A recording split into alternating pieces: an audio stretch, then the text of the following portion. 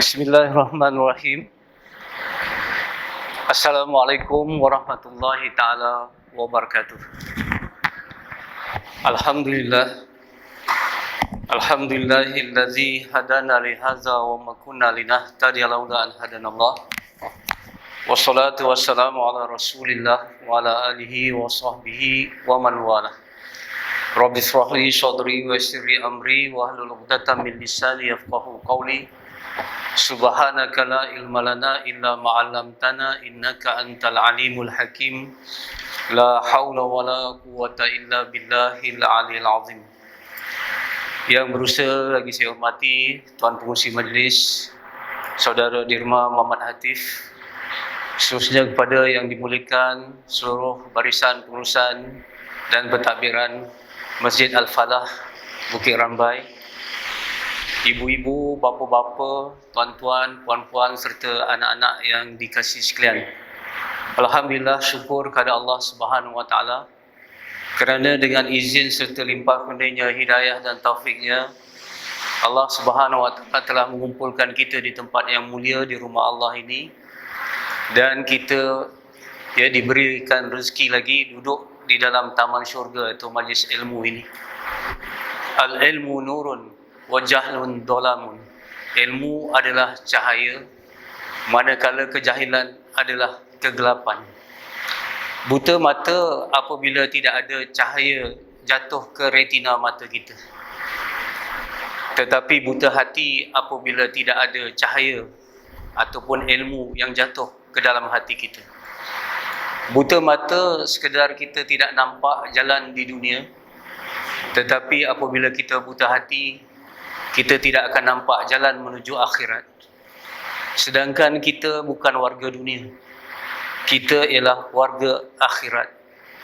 Kita hidup di dunia ini sebagai anak dagang ataupun musafir saja, dan kita akan kembali ke tempat asal kita, iaitu di dalam syurga.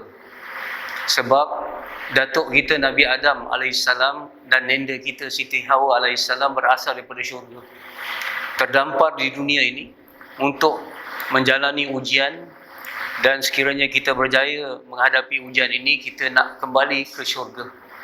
Na'udzubillah, kiranya kita gagal menghadapi ujian hidup di dunia ini, maka kita terjun ke neraka. Selalu diungkapkan oleh ahli yang bijaksana, dunia diciptakan untuk manusia, manusia diciptakan untuk akhirat. Perjalanan kita menuju kematian sudah bermula sejak kita dilahirkan. Perjalanan kita menuju kematian sudah bermula sejak kita dilahirkan. Yang mana mati bukan pengakhiran. Mati adalah satu permulaan kepada satu kehidupan yang tidak ada mati-mati lagi. Yang itu adalah kehidupan yang hakiki dan abadi. Kita tidak tahu bila kita mati, tetapi tarikh, masa, tempat mati kita sudah ditentukan oleh Allah Subhanahu wa taala. Bila? Ketika kita di alam rahim lagi, tarikh mati itu sudah ditentukan. Kita tak tahu bila, tetapi pada hari ini 24 Disember, kita semakin dekat kepada tarikh mati yang telah ditentukan itu. Justru kalau kita menyambut hari ulang tahun kelahiran kita, semua orang mengucapkan selamat panjang umur. Tetapi hakikatnya bukan selamat panjang umur, selamat pendek umur. Kerana semakin dekat kita dengan tarikh ataupun masa kematian kita. Nyawa kita boleh diumpamakan sebagai jam pasir. Sekarang orang pakai jam analog ataupun jam digital. Kalau dulu orang bagi jam pasir, dia mengalir je setiap hari. Satu-satu. Yang di atas dah makin sedikit, yang di bawah dah makin banyak. Jadi kita tak tahu berapa banyak lagi pasir kehidupan yang ada pada kita. Sebab itu kita nak manfaatkan sungguh masa-masa kita untuk dapat manfaat daripada Allah Subhanahu wa taala. Saya dah katakan tadi bahawa hidup di dunia ini adalah untuk diuji. Hidup ini adalah ujian.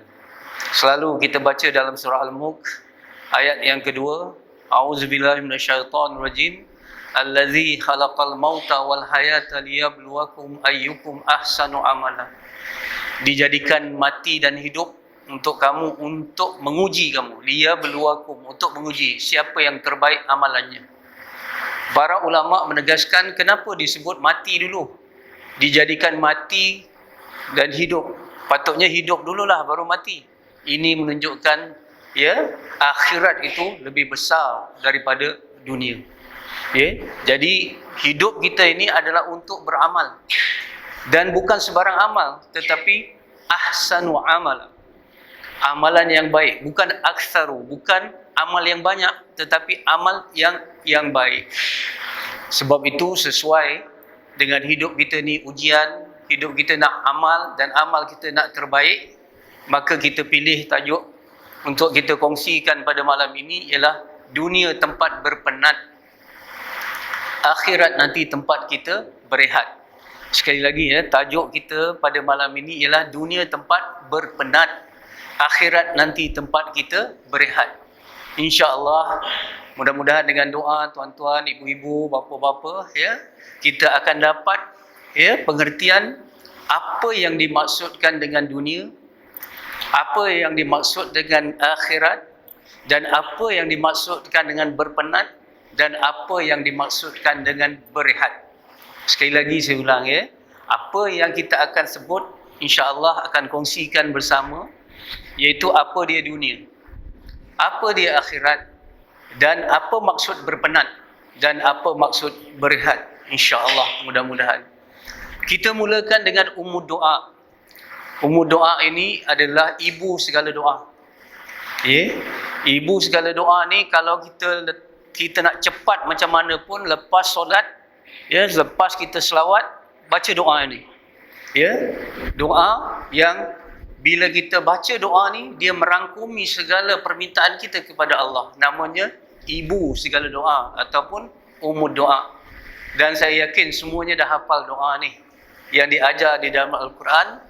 Ya, Rabbana atina fid dunya hasanah wa fil akhirati hasanah wa qina azabannar.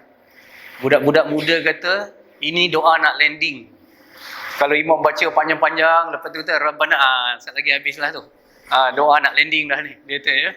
Jadi doa Rabbana atina fid dunya hasanah wa fil akhirati hasanah wa qina azabannar ni ada 3 bahagian. Pertama, kita mohon sangat kepada Allah supaya Allah berikan kita kebaikan di dunia. Yang kedua, diberi kebaikan di akhirat.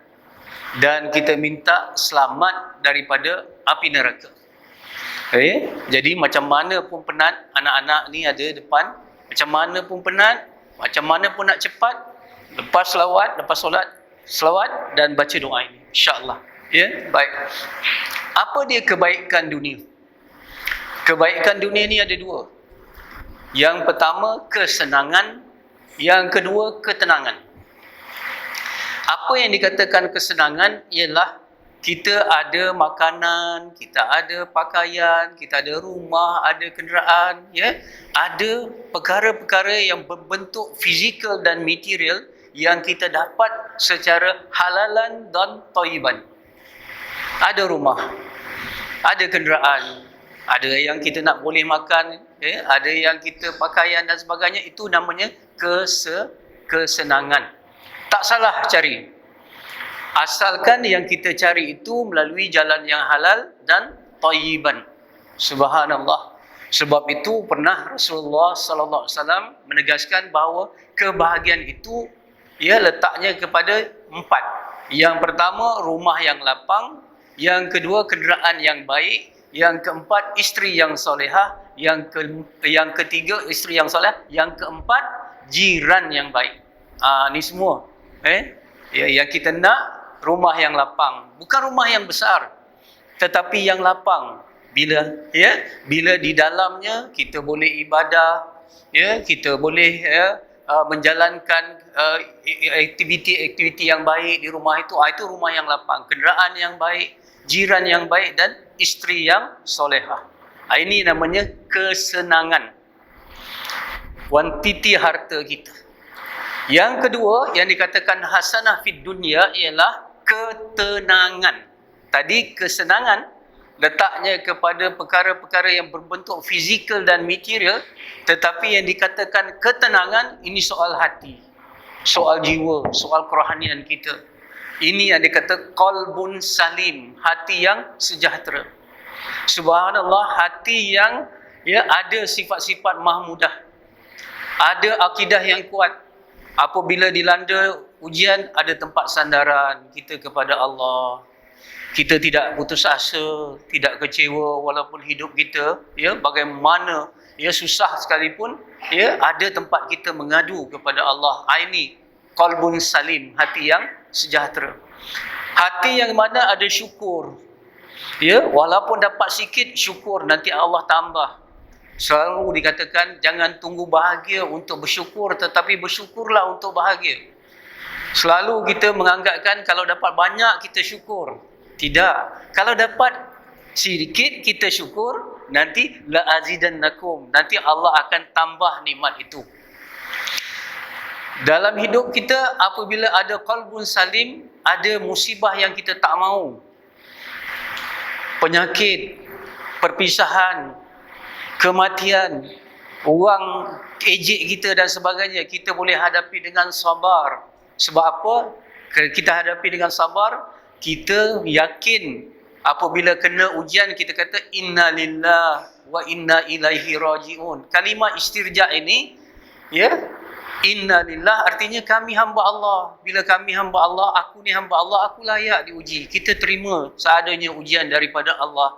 Dan kita yakin, walaupun kadang-kadang yang pedih datang, walaupun kita minta yang nyaman, pahit datang walaupun kita minta yang manis, tetapi di sana ada Allah memujuk kita. Wa asa an takrahu syai'an fa huwa khairul lakum. Ada perkara-perkara yang kamu tak suka, tapi itu baik untuk kamu. Terimalah hamba-Ku. Begitu. Seolah-olah Allah memujuk kita pada waktu. Sebab itu apabila ada sabar, bila ada syukur, datang apa saja, semuanya baik belaka. All is well, orang putih kata. Datang yang banyak, datang yang sedikit, datang yang pahit, datang manis, hati kita lapang terima. Allahu Akbar. Itulah hati emas. Hati yang benar-benar tenang dalam kehidupan. Yang mana hati itu tak ada hasad dengki, tak ada pemarah, tak ada prasangka. Kalau ada pemarah tapi kazimul ghais, boleh dikawal. Hasad dengki ini menyebabkan hidup kita sempit. Marah menghidupkan hidup kita huru-hara. Prasangka menyebabkan kita tak senang duduk. Orang yang prasangka, orang yang hasad dengki, orang yang pemarah, subhanallah, di dalam hatinya sentiasa bergolak. Waktu itu subhanallah, walaupun dia ada rumah yang lapang, tetapi bila hati sempit, rumah nampak sempit. Betul, selalu diungkapkan, dengan duit kita boleh membeli makanan yang lazat, tapi duit tidak boleh membeli selera. Dengan wang kita boleh membeli tilam yang empuk, tetapi tidak boleh membeli tidur yang lena. Tidur yang lena apabila hati kita tenang. Sebab tu antara adab kita menjelang waktu tidur ni, antara adabnya ialah memaafkan kesalahan orang lain. Kerana sekiranya kita tidak memaafkan, kita ada marah. Dengar kemarahan kita kepada orang lain lebih membakar diri kita berbanding orang yang kita marahkan. Sebab itu kita memaafkan orang lain berarti memaafkan diri kita sendiri. Ini penting. Ini qalbun salim. Inilah yang dikata hasanah fid dunya yang kita hendak. Subhanallah. Ini yang dikatakan ketenangan. Jadi dalam hidup di dunia ini, bila ada kesenangan dan lebih-lebih lagi bila ada ketenangan, ini yang dikata hasanah fid dunya. Kita dapat kebaikan di dunia. Apa yang dimaksudkan dengan hasanah fil akhirah? Apa yang dimaksudkan dengan kebaikan di hari akhirat? Dua. Yang pertama, kita dapat keampunan daripada Allah atas dosa-dosa kita, dan dengannya kita dapat rahmat Allah. Dosa-dosa kita terlalu banyak. Dosa-dosa kita terlalu banyak. Dan antara dosa yang kita kadang-kadang tak sedar, ialah apabila kita rasa tidak berdosa. Itu pun dosa juga. Rasa tidak berdosa. Subhanallah.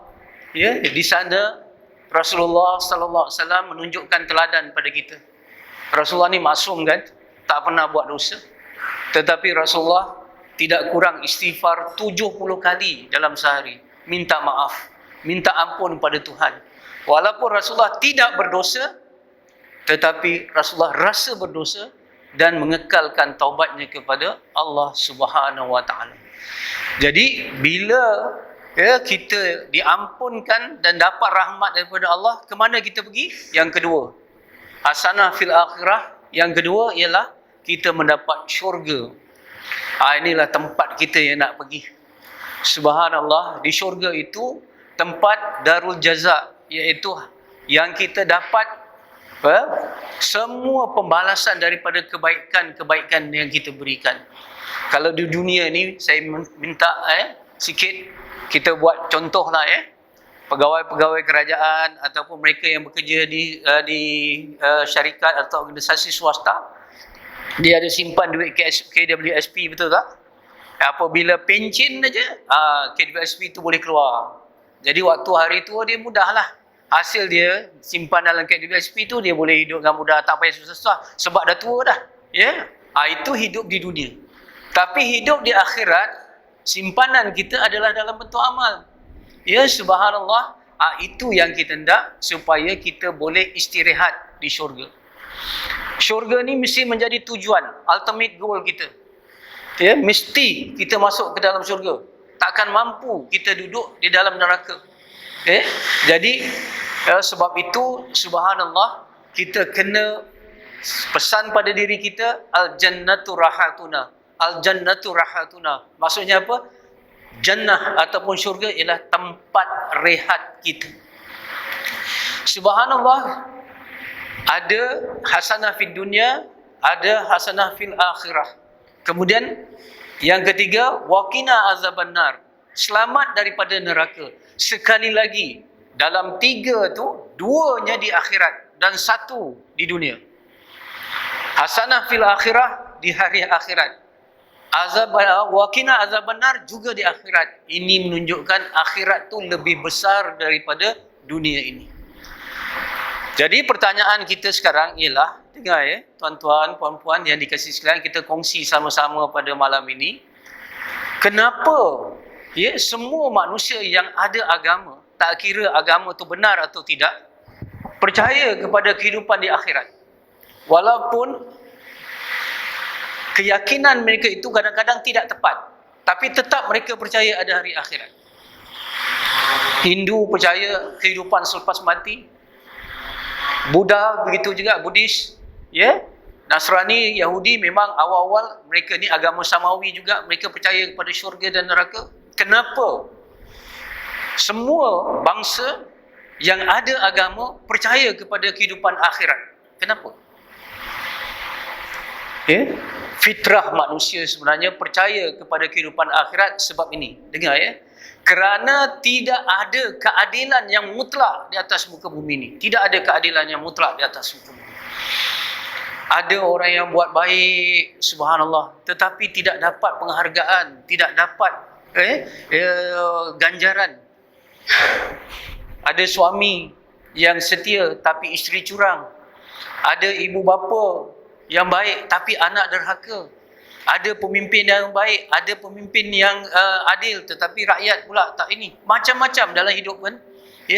Dan kadang-kadang kejahatan-kejahatan di dunia ini tak dibalas oleh Allah. Kita tengok. Jadi hati kita tertanya-tanya kadang-kadang, orang ni jahat tetapi tak kena-kena. Orang ni baik tapi tak ada pembalasan. Subhanallah, saya nak pesan pada diri saya dan juga saya kongsikan, jangan mengharap terima kasih dengan manusia yang kita buat baik dengan dia. Jangan mengharap terima kasih. Sehingga ditulis dalam sebuah buku oleh Dale Carnegie, dia kata, sekiranya kita mengharap penghargaan dan ucapan terima kasih kepada orang yang kita buat baik kepadanya, nescaya kita akan menjadi orang yang sakit jiwa. Kerana umumnya manusia tidak pandai berterima kasih di dunia. Kadang kita bagi madu dia balas tuba. Betul? Melepaskan anjing tersepit. Orang selalu kata, dulu kita buat baik kat dia. Waktu kita susah, dia tak pandang pun kita. Pernah tak terjadi? Pernah. Banyak kali terjadi. Kerana apa? Tidak ada keadilan yang mutlak di atas muka bumi ini. Subhanallah, kalau kita lihat sejarah, lagi kita boleh nampak macam mana wanita yang pertama syahid di dalam Islam. Siapa dia? Sumayyah. Betul.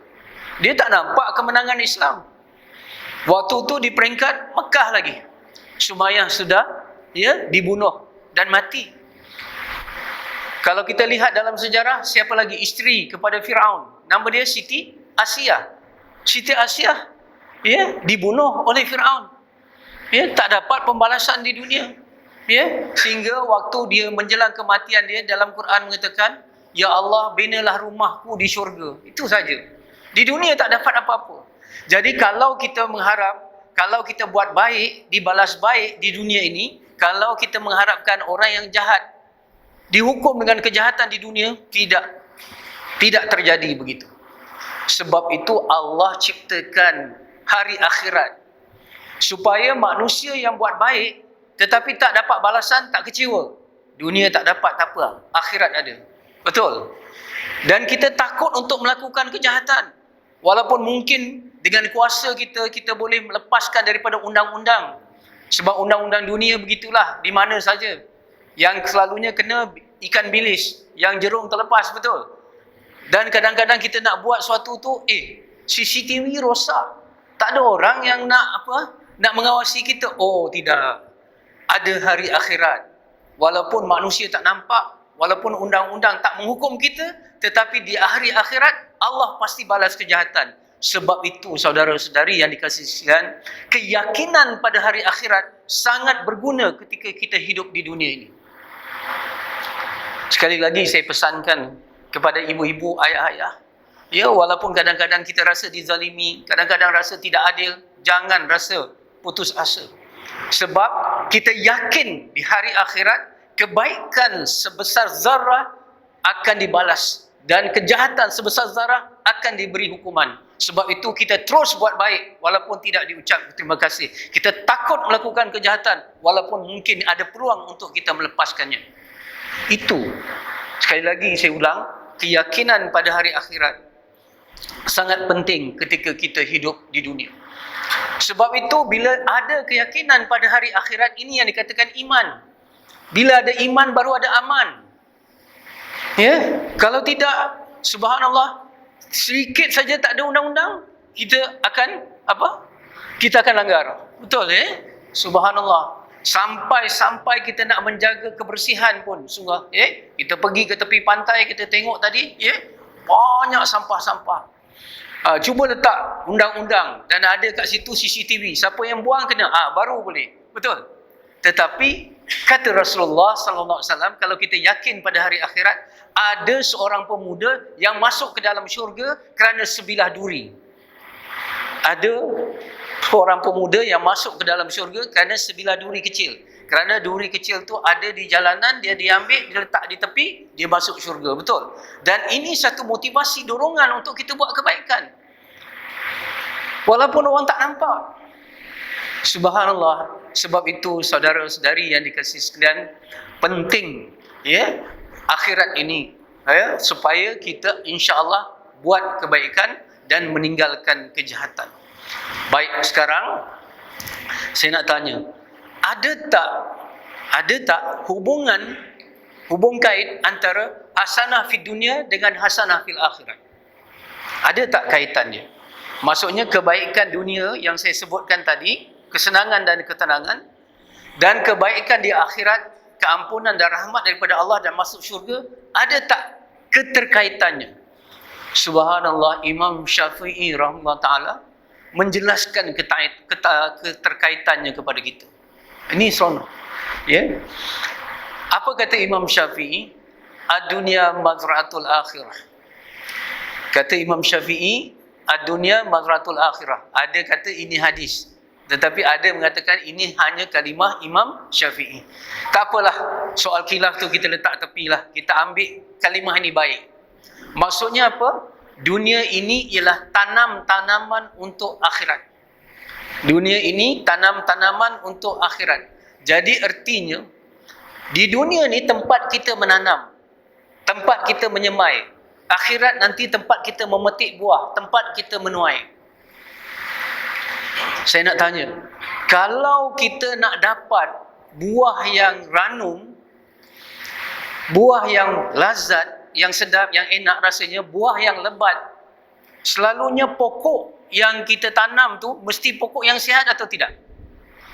Mesti pokok tu pokok yang baik. Mesti pokok tu pokok yang subur, yang teguh dan kukuh, barulah buahnya ada, betul? Mana mungkin kita dapat buah yang baik, yang lazat, kalau pokoknya orang kata tak menjadi, dahannya tak rindang, akarnya tak kuat. Ini menunjukkan apa? Dalam Islam, dengar, untuk cemerlang di akhirat, mesti cemerlang di dunia. Untuk memetik pokok ataupun kita nak memetik buah yang ranum di hari akhirat, mesti pohon yang kita tanam di dunia ni pohon yang subur, pohon yang sihat. Subhanallah, saudara-saudari yang dikasihi sekalian, di sinilah saya ingin memetik, kata seorang ulama kontemporari baru je meninggal dunia, namanya Dr. Yusuf Qaradawi. Dr. Yusuf Qaradawi dia kata, dengar ya, mencintai syurga bukan berarti meminggirkan dunia. Mencintai syurga bukan berarti meminggirkan dunia. Artinya, kalau kita nak buah yang lebat, pohon yang kita tanam di dunia ini betul-betul kita jaga. Sebab itu, siapa yang mengharapkan kebaikan di hari akhirat, dia tidak boleh meminggirkan dunia. Tak boleh. Tidak ada dalam ajaran Islam kita buru akhirat dengan meninggalkan dunia. Tidak. Sebab dunia ini penting kerana adanya hari akhirat. Kenapa? Dunia ini adalah tanam-tanaman. Saya nak tanya tuan-tuan, musim menuai dengan musim menanam, mana yang susah? Kalau tuai senang je, petik je. Betul, masa tu kita makan sedap-sedap je. Ya, musim menanam ni susah ya. Di belakang sana ada sawah padi, kita tahulah ya. Nak membajaknya, nak jaga daripada serangga. Nanti kalau tak cukup air, kena air dan sebagainya. Oh, jaga.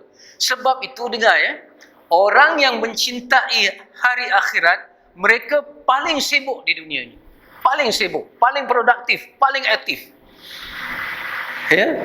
Salah sekali kalau kita lihat orang tu malas. Ya, duduk kat masjid saja, duduk kata kerja tak buat, apa tak buat. Kenapa saya memburu akhirat? Salah. Pernah satu ketika Sayyidina Umar Al-Khattab, dia masuk dalam masjid, dia tengok ada pemuda-pemuda yang sedang berzikir, baca Quran. Maka Sayyidina Umar bertanya, siapa yang memberi kamu makan? Siapa yang memberi kamu memenuhi keperluan hidup kamu? Ada orang lain. Orang lain itu lebih baik. Dan kamu selepas beribadah kena keluar daripada masjid dan cari rezeki kurniaan Allah. Ini intisari dalam surah Al-Jumu'ah. Surah Al-Jumu'ah kata apa? Apabila diseru azan, hendaklah kamu meninggalkan jual beli dan segera ke masjid. Tetapi faiza qudiyatis solah, selepas saja kamu mengerjakan solat, hendaklah kamu keluar dan carilah rezeki kurniaan Allah. Ini artinya orang yang mencintai syurga tidak meminggirkan dunia. Dunia ni umpama modal, akhirat tu untung. Mana mungkin kita dapat untung kalau kita tak gunakan modal dengan sebaik-baiknya, betul tak? Jadi artinya, subhanallah, ya, semakin ya kita yakin pada hari akhirat, semakin kita nak masuk syurga, semakin kita bekerja di dunia, semakin berpenat kita. Saya bawa contoh mudah. Ya. Galah dengan buah. Ya, galah dengan buah, ya. Subhanallah. Galah dengan galah kita kait buah, betul? Kalau tak ada galah, macam mana nak kait buah? Galah itu umpama dunia. Buah itu umpama akhirat. Ya, kita mencari dunia untuk kita mendapat akhirat. Mana mungkin ya kita dapat mengait buah kalau kita tidak ada galah. Tapi saya nak tanya, Kita akhirnya nak makan galah ke nak makan buah? Kita nak makan buah, betul? Artinya subhanallah, dunia ini sebagai alat, akhirat itu sebagai matlamat. Dunia ini sebagai jalan, akhirat itu sebagai tujuan. Baik, saudara-saudari yang dikasihi sekalian, sebab itu dengar betul-betul, dunia ini penting kerana adanya hari akhirat, itu saja. Dunia ini penting kerana adanya hari akhirat. Kalau tak ada hari akhirat, dunia ini tak penting. Ya, dan kita jangan menyempitkan ini amalan dunia dengan amalan akhirat. Dia perkara yang satu. Ya, sebab itu kata Imam Ghazali rahimahullah taala, apa kata Imam Ghazali? Dunia itu, perkara dunia itu yang tidak menyampaikan kepada akhirat. Kita tak sampaikan amalan-amalan itu kepada akhirat, itu dunia. Tapi kalau amalan dunia sampai kepada akhirat, itu bukan dunia, itu akhirat juga. Saya buat contoh. Pada pukul 9 pagi, ada seorang sedang solat duha.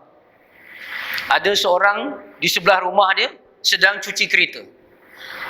Ini solat duha, ini cuci kereta. Kalau saya tanya tuan-tuan, yang mana amalan dunia, mana amalan akhirat? Yang solat duha lah amalan akhirat, betul? Yang cuci kereta ni amalan dunia. Tapi katalah dalam hati, orang yang solat duha, dia solat duha ni depan-depan supaya nanti orang nampak dia sebagai orang alim. Orang ni orang baik. Dia solat duha tu untuk riak, untuk mempamerkan orang lain dan sebagainya. Itu amalan akhirat tapi dah jadi dunia. Boleh faham maksud saya? Yang cuci kereta tu, dia cuci kereta supaya kereta ni bersih. Bila bersih senang dia boleh bawa untuk kebaikan. Nanti boleh orang tumpangkan orang sama-sama buat kebaikan ke tempat-tempat yang baik. Ini amalan dunia, sudah jadi akhirat. Boleh faham maksud saya? Jadi apa kata Imam Ghazali? Dunia itu suatu yang tidak membawa kepada akhirat, walaupun nampak macam akhirat. Dan kalaupun amalan dunia tetapi dibawa ke akhirat, itu juga amalan akhirat. Boleh faham maksud saya? Ini penting supaya kita ni. Subhanallah, sekarang sikit saya nak buat perbandingan antara dunia dan akhirat di sudut nikmat. Nikmat dunia dengan nikmat akhirat. Sebab kadang-kadang kita baca Quran, ya, kita wal akhiratu khairun wa abqa. Akhirat tu lebih baik dan lebih kekal. Wal akhiratu khairul laka minal ula. Akhirat tu lebih kekal dan lebih utama. Kadang-kadang kalau kita tak bawa contoh, kadang-kadang kita tak nampak. Sebab yang kita bincang tentang akhirat ni soal ghaibiat. Ghaibiat ni tak nampak dengan mata kasar. Saya nak datangkan contoh. Tengok ya. Nikmat dunia dengan nikmat akhirat, perbandingkan dia macam sotong dengan ikan tenggiri. Saya nak pinjam orang yang selalu istilah orang yang selalu memancinglah kaki joran ni ya. Yang saya dapat faham ialah orang yang nak mancing dapat ikan tenggiri, dia gunakan sotong sebagai udang. Walaupun sotong tu mahal, tetapi rela dijadikan umpan untuk dapat tenggiri kerana tenggiri itu lebih mahal. Betul tak? Jadi ini perumpamaan. Nikmat di dunia ini macam sotong. Nikmat di akhirat tu macam ikan tenggiri. Cuba kita fikir ya, tentang makan saja. Berapa ramai orang, minta maaf ya, yang menderhaka kepada Allah sebab makan. Sebab nak makan, nak senang, riba, rasuah, mencuri, menyamun sebab nak makan. Dibandingkan dengan makan di akhirat. Makan di akhirat, dengar ya. Kalau kita makan, katalah kalau di Melaka ni apa, asam pedas lah ya. Asam pedas kita makan, pukul pagi kita makan asam pedas lah. Nanti asam pedas waktu tengah hari kita makan, sedap itu digandakan. Kemudian makan malam lagi, sedap itu digandakan, dia terus dan akan sedap bertambah. Nikmat makan tadi. Dan tak ada side effect. Sekarang ni kalau kita makan banyak-banyak side effect sikit perut kan, di akhirat tak ada. Dan jangan cari tandas di syurga, tak ada. Di syurga tak ada tandas. Macam mana sistem perkumuhan waktu di dalam syurga? berpeluh, tapi peluh tu lebih wangi daripada kasturi. Ini nikmat makan di hari akhirat itu di dalam syurga. Kalau di dunia ni katalah makan aja asam pedas, kerana saya datang sebagai tetamu, orang tanya kepada saya, makan apa yang Ustaz suka? Oh, dekat Melaka ni asam pedas lah. Okey, pagi-pagi orang bagi asam pedas. Sedap tu saya makan. Duha, sat lagi pukul 9, pukul 10, orang bagi asam pedas lagi. Pukul 12, bagi asam pedas lagi. Malam, wah, tak boleh dah makan dah. Sebut asam pedas pun tak boleh. Kenapa? Jemu. Betul. Tapi di akhirat tak ada. Setiap kali ditambah nikmat. Subhanallah. Sebab itu, orang yang benar-benar beriman kepada hari akhirat, dia rela berpenat di dunia kerana apa? Nikmat di dunia berganda-ganda daripada nikmat di hari akhirat. Kita semua dah tua dah. Dulu masa muda, kita boleh buat apa saja, betul tak? Sekarang tidur pun makin kurang. Betul, makan pun sikit dah. Sebab dah makin hampir kita kepada Allah. Sebab itu satu ketika Rasulullah SAW seperti mana yang kita tahu, pernah bergurau dengan seorang wanita tua. Kata Rasulullah, orang tua tak masuk syurga, dia pun menangis. Sehingga Rasulullah kata, sehingga orang tua itu dimudakan semula. Muda kita bukan sekali, muda kita 2 kali. Sebab tu salah kalau ada orang kata, muda hanya sekali, kita enjoy betul-betul sekali. Tidak, muda 2 kali. Satu muda yang akan tua di dunia, satu lagi muda yang selama-lama di akhirat. Jadi orang muda, dia rela korbankan waktu muda dia di dunia untuk beribadah, untuk dapat muda yang selama-lama di hari akhirat. Dan ini berita baik kepada yang kita yang tua-tua ni, yang remaja purba ni. InsyaAllah kita akan muda. Tapi kita buruk di dalam syurga. Ini perbandingan nikmat dunia dibanding nikmat akhirat. Sekarang saya nak bandingkan azab di dunia dengan azab akhirat. Besar juga neraka itu. Subhanallah, azab dunia dengan azab akhirat, perbandingannya macam lipan dengan harimau. Saya tengah ceramah-ceramah ni, katalah contoh, tiba-tiba saya tengok seekor lipan datang dekat dengan saya. Oi, saya takutlah, lipan bara besar. Tapi bila saya tengok 100 meter di depan sana ataupun sana, seekor harimau terlepas. Okey, saya nak tanya. Agak-agak saya nak fikir lipan yang dekat ke harimau yang dekat 100 meter tu? Kalau saya fikir macam ni, tak apalah. Harimau jauh lagi. Lipan yang kita takut. Tak.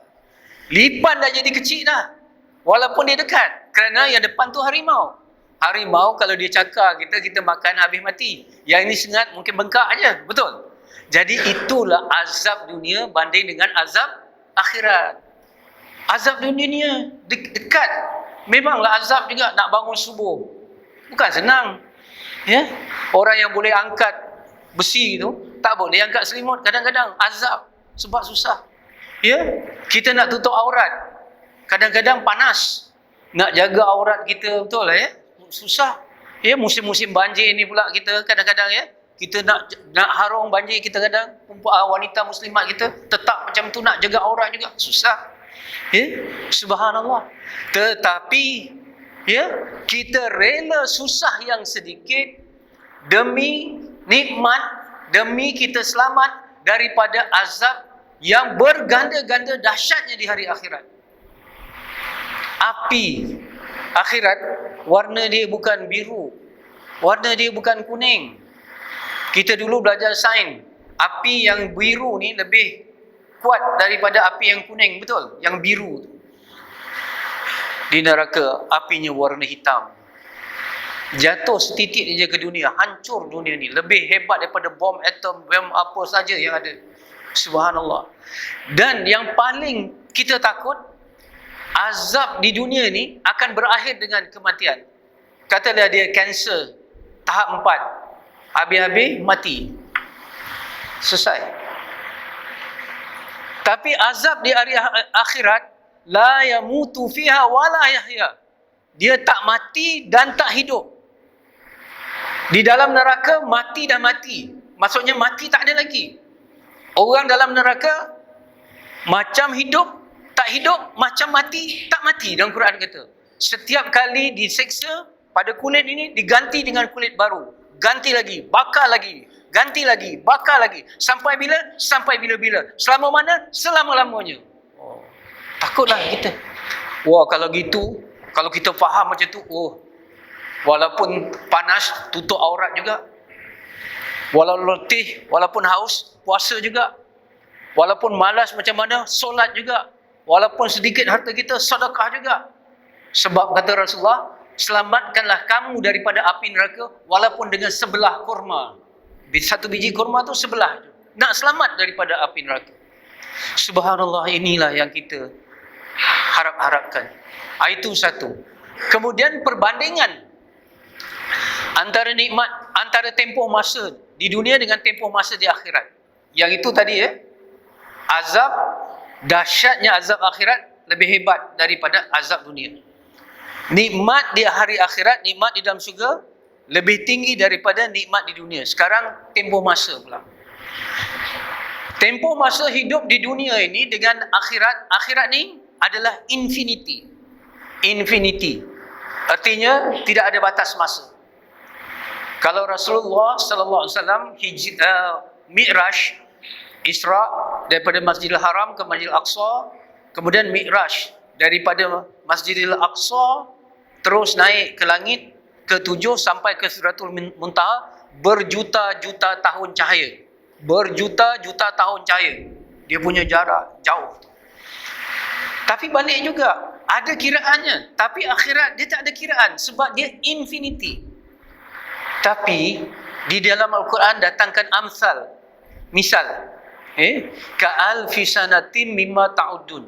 Dalam Quran ada kata. Maksudnya apa? Satu hari di akhirat sama gak 1000 tahun di dunia. Satu hari di akhirat perbandingan sama juga 1000 tahun di dunia. Artinya satu hari di akhirat iaitu 24 jam akhirat sama juga 1000 tahun di dunia.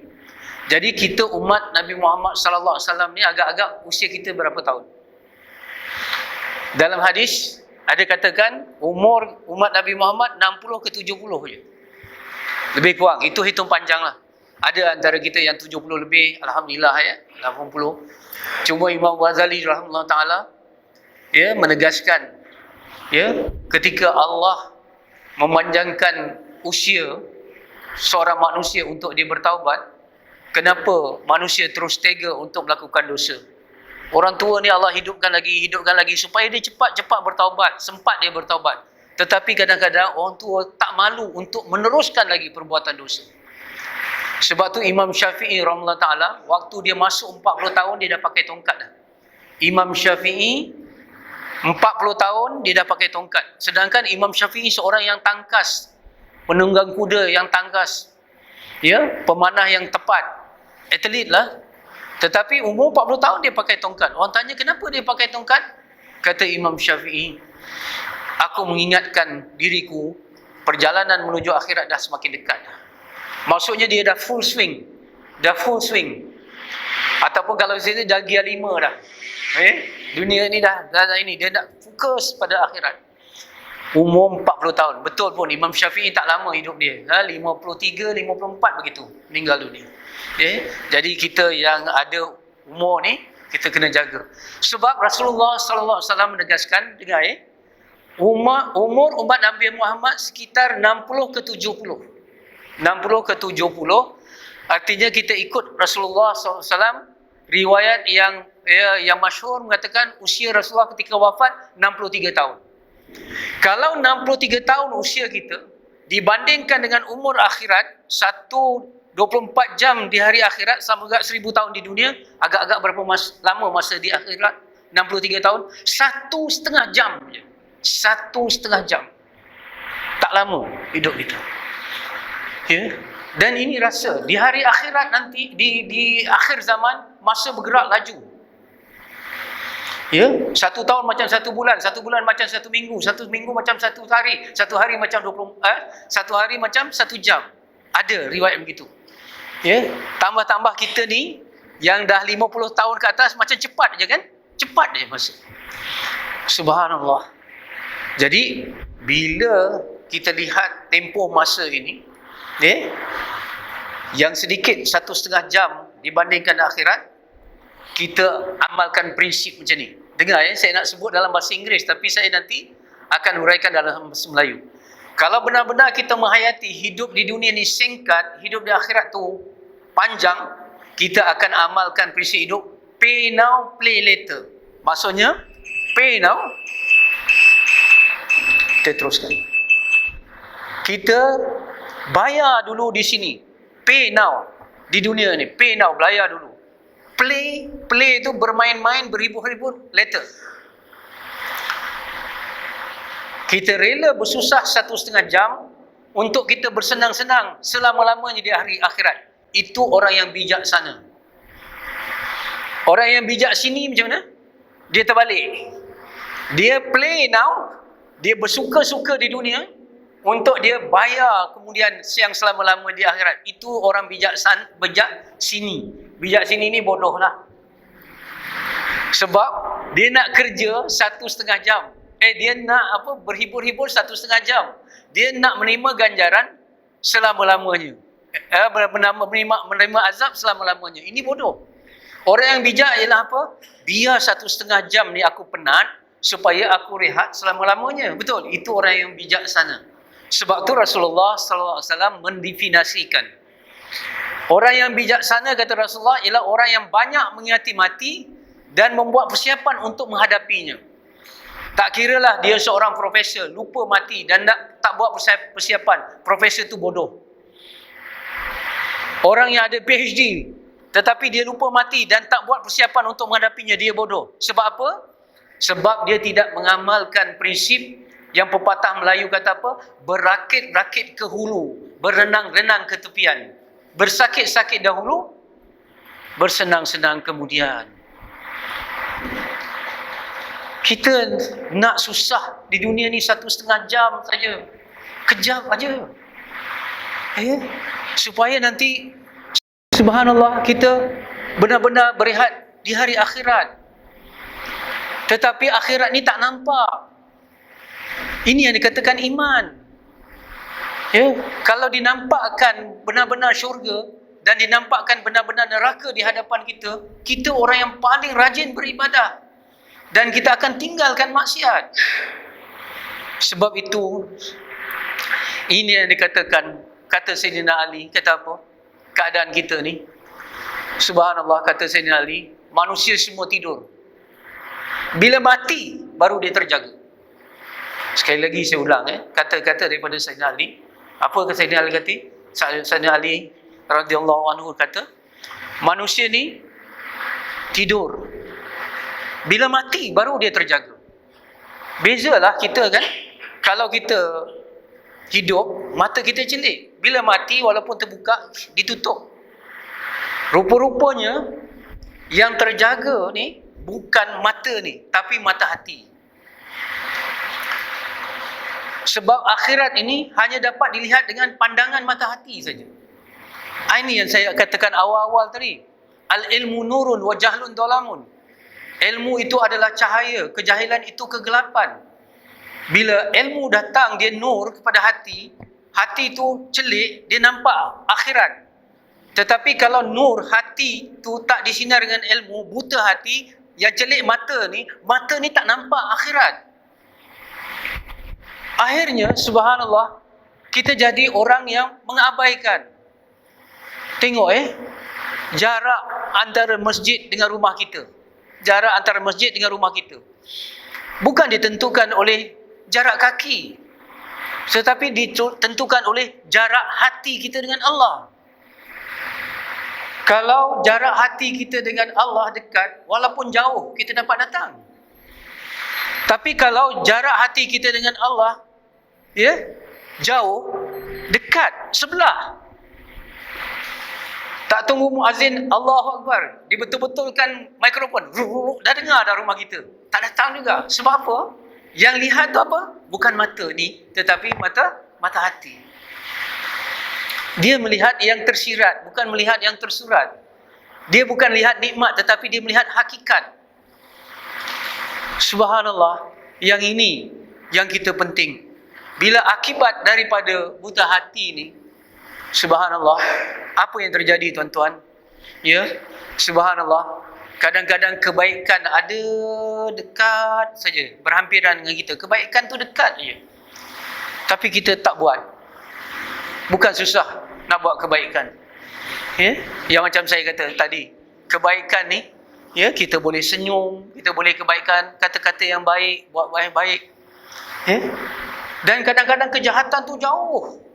Tapi kita rela tempuh. Rela susah.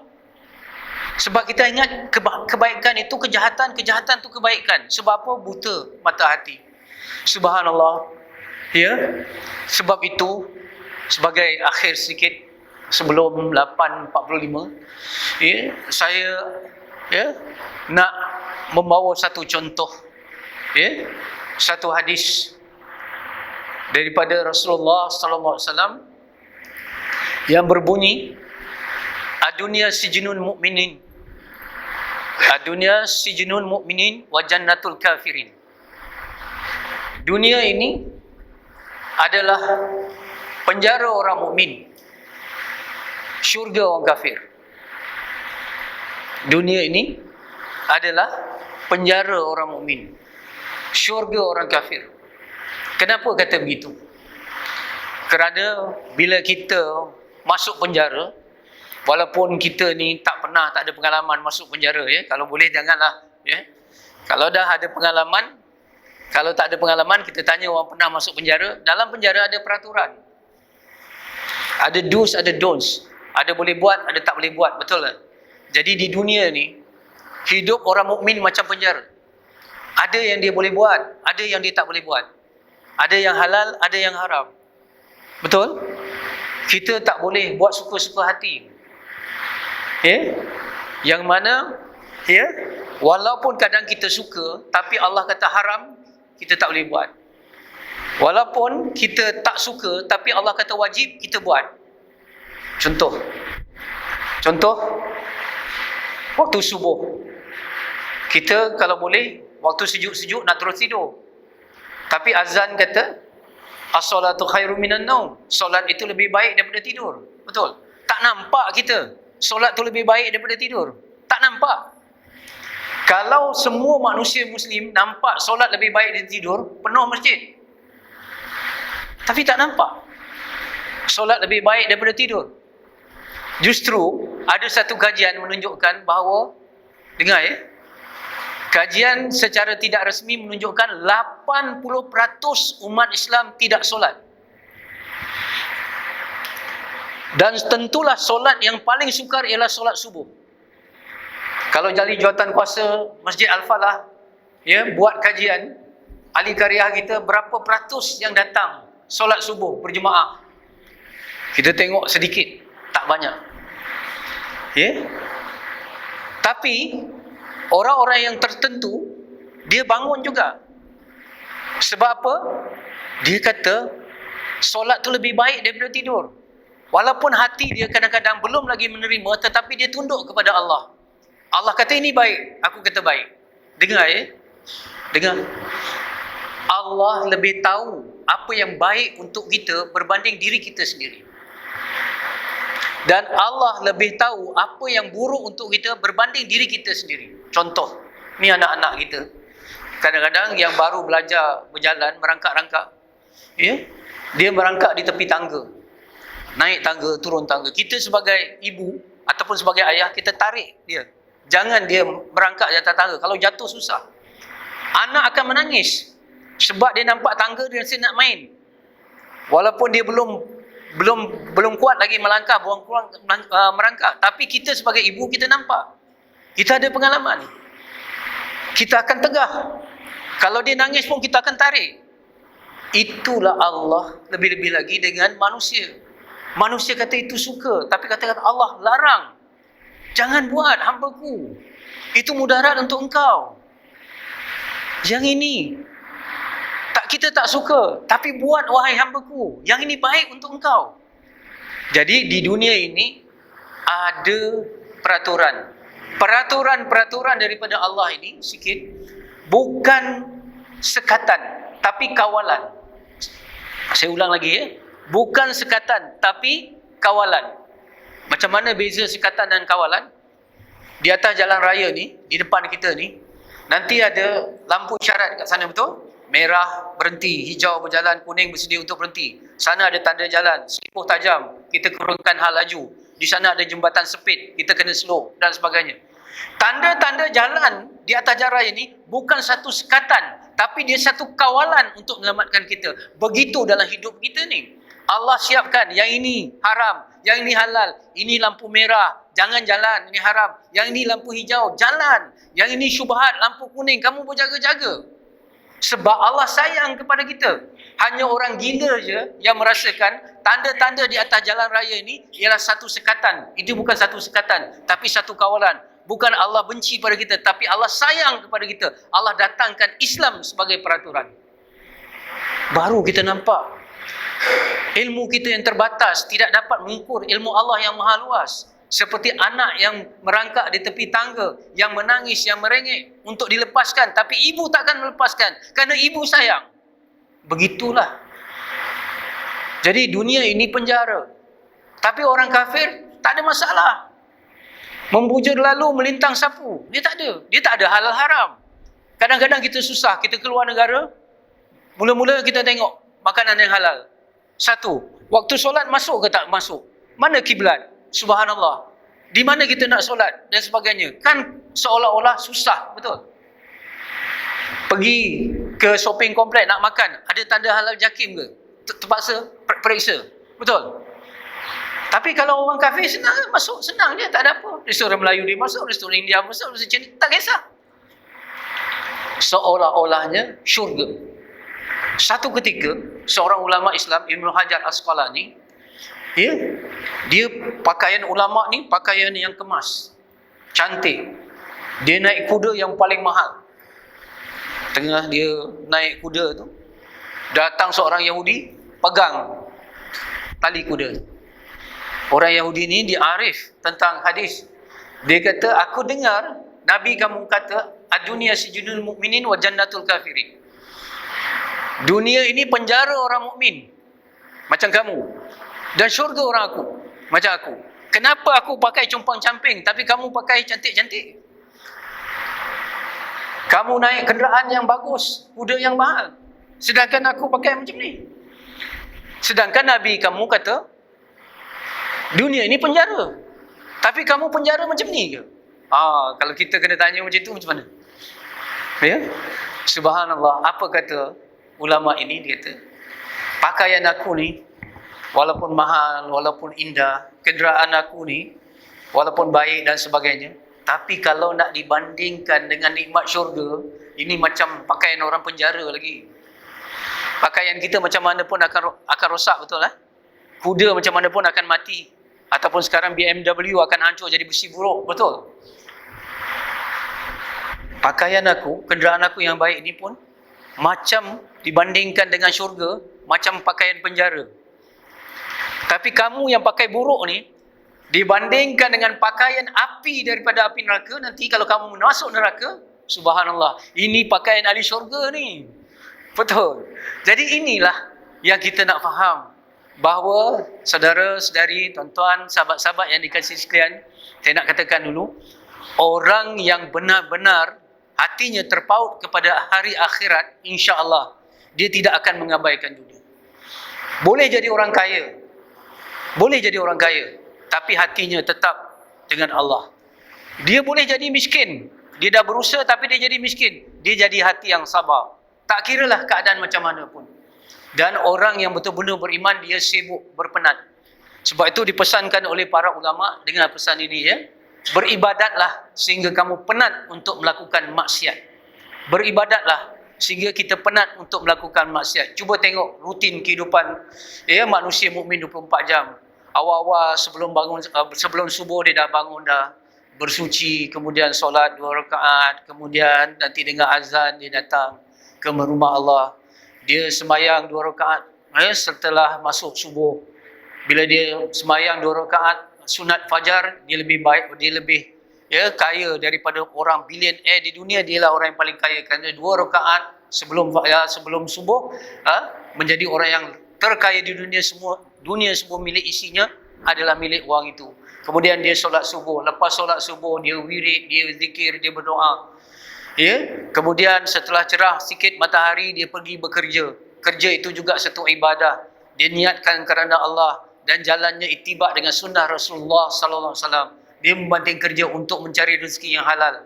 Dia memenuhi apa yang disabdakan oleh Rasulullah sallallahu alaihi wasallam. Mencari rezeki yang halal itu fardu selepas fardu-fardu yang lain.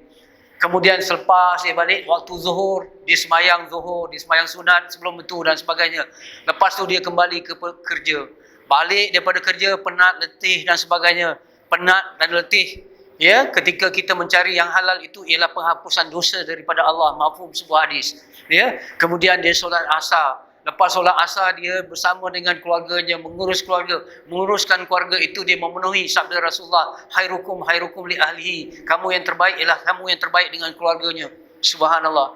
Lepas tu nanti dia waktu dah maghrib, dia semayang lagi. Kemudian antara maghrib dan isyak dipenuhi dengan membaca Al-Quran ataupun dia membaca menempat yang baik. Kemudian datang isyak, dia semayang isyak lagi. Kemudian begitulah. Selepas isyak, dia mentelaah, dia melihat anak pelajaran anaknya, dia bertanya soal isterinya dan sebagainya. Kemudian dia tidur, dia jadikan ibadah kepada Allah Subhanahu Wa Taala. Kemudian dia bangun lagi 24 jam dalam ibadah.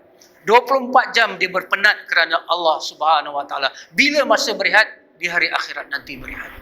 Jadi marilah sama-sama kita berpenat-penat di dunia ini. Mudah-mudahan kita dapat berehat di hari akhirat. InsyaAllah mereka yang seangkatan dengan saya, yang 6 series, yang 7 series ni, yang 60-an, yang 70-an ke atas, ya, kita pecut betul-betul hidup kita ni. Dunia dah kita nak tinggalkan, ya, akhirat nantilah yang kita nak gembira. Mungkin di dunia ini kita tak kaya dah. Setakat ini je lah, ya, dan sebagainya. Tapi kita nak kaya di hari akhirat. Mungkin di dunia ini kita tak dapat, ya, rumah yang besar. Pastikan rumah yang besar nanti di hari akhirat ada nanti, insya-Allah. Jadi baki-baki masa terakhir ini pecutan kita mesti lebih dekat, lebih serius dengan Allah Subhanahu Wa Taala. Sekian wabihi wallahu alam.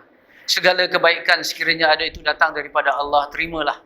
Ya, saya minta ampun dan maaf, ya, kerana sepanjang saya di sini bukan mungkin ada, tapi pasti ada adab dan akhlak saya, kata-kata dan tutur kata saya, tingkah laku saya yang tidak, ya, sesuai dengan tuan-tuan dan puan-puan dan masyarakat setempat. Saya mohon ampun dan maaf. Sekian wabihi wallahu alam. Assalamualaikum warahmatullahi taala wabarakatuh.